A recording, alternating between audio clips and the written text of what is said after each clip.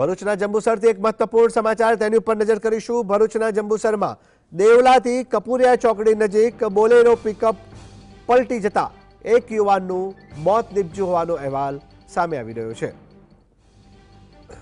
લગ્ન પ્રસંગે જમણવારના વાસણો મૂકી અને પરત ફરતી સમયે પિકઅપ પલટી મારી ગઈ અને જેને લઈને 4 ઈજાગ્રસ્તો થયા, જેમણે 4 ઈજાગ્રસ્ત લોકોને જંબુસરની હોસ્પિટલમાં ખસેડાયા હતા।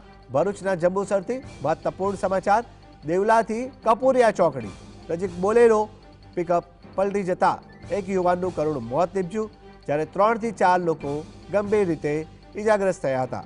જંબુસર તાલુકામાં બનેલા આ ગંભીર અકસ્માતમાં લગ્ન પ્રસંગે જમણવારના વાસણ મૂકી પરત ફરતી વખતે બોલેરો પિકઅપ અચાનક પલટી ખાઈ ગઈ, જેમાં દેવલા ગામના સમીર શહીદ બાપુનું ઘટના સ્થળે જ મોત નીપજ્યું હતું, જ્યારે 3 થી 4 લોકો ઈજાગ્રસ્ત થતા સારવાર માટે ખસેડાયા છે, જ્યારે મૃતકને પોસ્ટમોર્ટમ માટે ખસેડવામાં આવ્યો હતો।